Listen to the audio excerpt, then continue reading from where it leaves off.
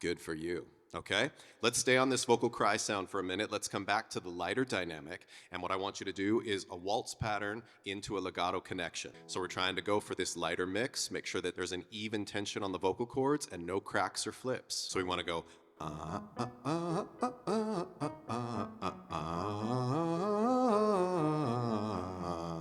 Now I'm using an because that helps me relax, but you can use E, A, O, ah.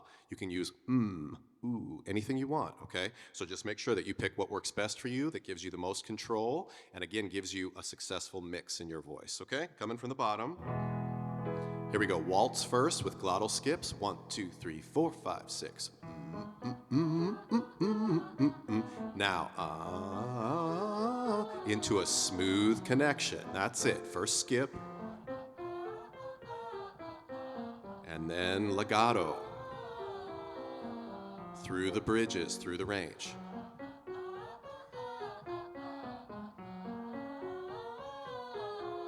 That's it. Keep it a little groggy. And focus on precision. Can you keep an even tension on the chords? You don't want them to over squeeze and get stuck.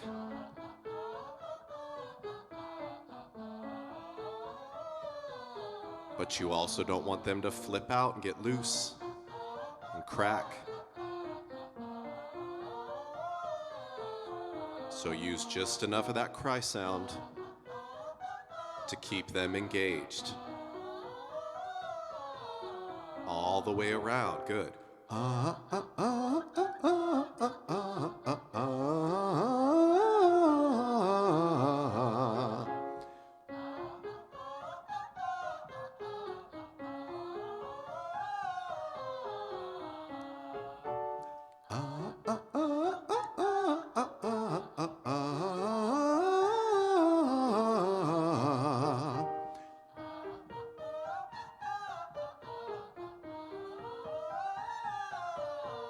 Let's go for 2 more.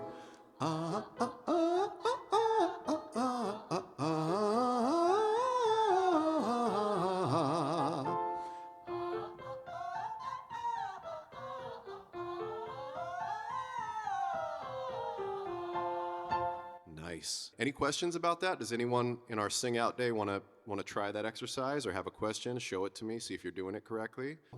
Yeah? Thank you.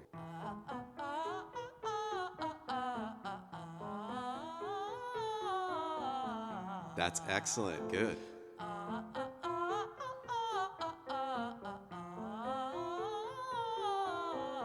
Yeah, you're doing it.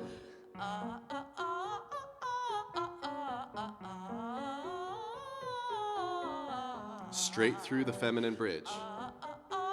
Seamless. No hesitation, no shaking.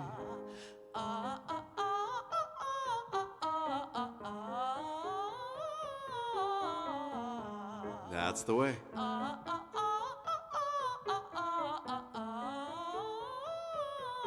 Good for you. Feel those vocal cords thin out as you pass through the top. And then feel them gently shorten up as you descend back down.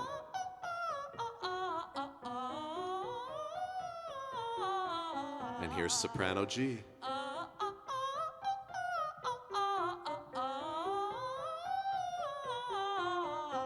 That's so efficient, okay? So the next part is singing right into these bridge areas, the A, B flat B and the E, F, F sharp, and really starting to feel yourself not get hung up on those bridges. When we take this cry sound, these are now called minor third swings, and they're kind of like doing little sit-ups for your bridges, okay? You want to build a little vocal six-pack, I say. So we're going to try to move across it. Now, what that means when I say a little bit of a vocal six-pack is you want to build this strength where your vocal cords can thin out across your bridge and not flip open. That's what we're going for. We don't want to feel like we bulk up and squeeze when we hit a bridge, and we don't want to feel like we break apart. We want to feel like those vocal cords can stretch back to front like a rubber band, but maintain their phonation. So the cry sound is what gives you the combination of a gentle connection and flexibility. So I want you now to go to the ma and feel like a little kid asking for mom. Say, mama. and establish that connection right off. Now, what we're going to do is the first note is going to start more in your mouth cavity, which is associated with chest voice. And then the top note is going to swing gently across one of those bridge areas, and so you should be feeling like it swings around into the nasal cavity. If you open your mouth bigger and you just get louder and you try to keep the mouth, you're going to get stuck. But if you can feel the resonance start swinging towards your nasal cavity, then you're going to feel the flexibility that you need to get across a bridge successfully. I'm going to do it wrong first. Here's me getting louder and opening my mouth bigger. So I'd go, ma. And you can hear, even though I was successful with that, the shouty quality and how it was a tight sound. And it'd probably tire me out. Now here's the mixed sound. I'm going to slightly narrow my mouth shape towards muh, and I'm going to guide the resonance backwards towards my nasal cavity.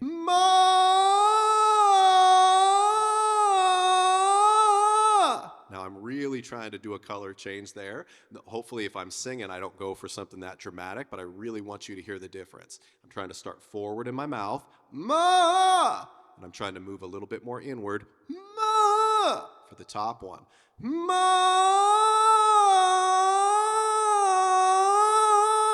Can you hear the difference? It's very subtle, but for me, there's a huge feeling. I feel like I can keep an even volume, and I feel like I'm going across the bridge to my next higher register, and that makes me feel very excited because then I can keep singing higher. I don't feel like I'm stuck and I'm starting to shout my voice out. So let's all try this. I want everybody to feel kind of like the base of a pyramid, say ma, and then feel like you're flexing towards the top of a pyramid, ma, ma. Okay, so let's all try this. Now we're starting on A, B flat B in the territory of the feminine bridge. So masculine voices, you can either start an octave down or you can try singing up in your mix, okay? You're gonna do 3 swings and end on the top note. Here we go, 1, 2, 3, 4. Ma.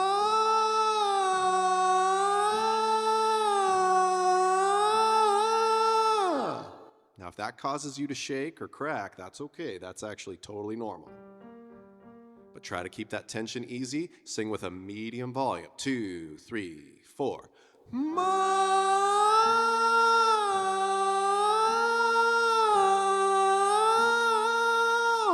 Good.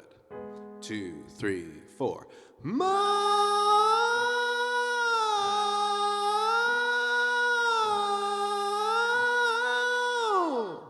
You feeling it? Okay, that's the first bridge. Now we're going to come up to what would be the second bridge for feminine voices and the first traditional bridge for masculine voices, E, F, F sharp. So we're going to be coming. Okay, let's all try. So masculine voices, you may be dropping down lower now, and we're going to be going ma.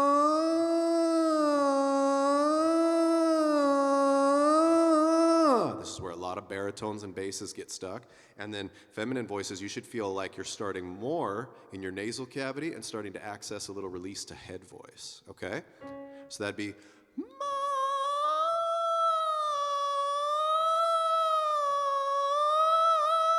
We're trying to establish that bridge, okay? Everybody, 1, 2, 3, 4.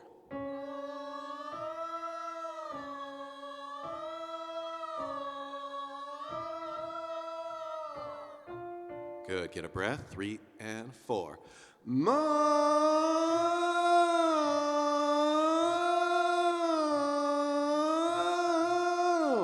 Good, 2, 3, and mo.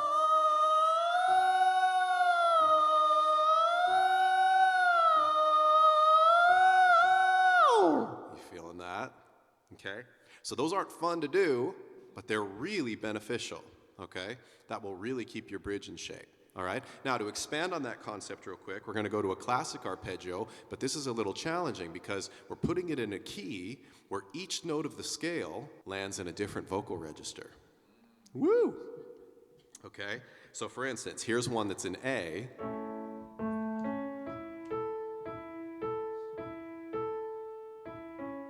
So that starts in chest voice and then it bounces between the mix and the chest. And what happens here is your muscles are going to compete for dominance. They're either going to want to try to hang on to that strength of chest voice, or they're going to want to try to move into the release of head voice. And if you overdo it,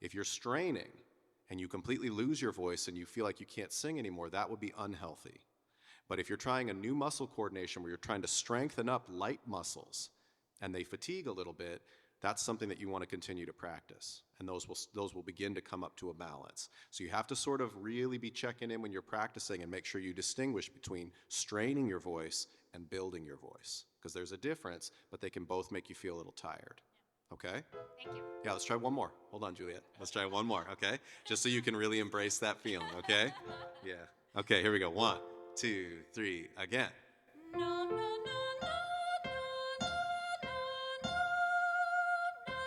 no. It's a beautiful sound. Keep going.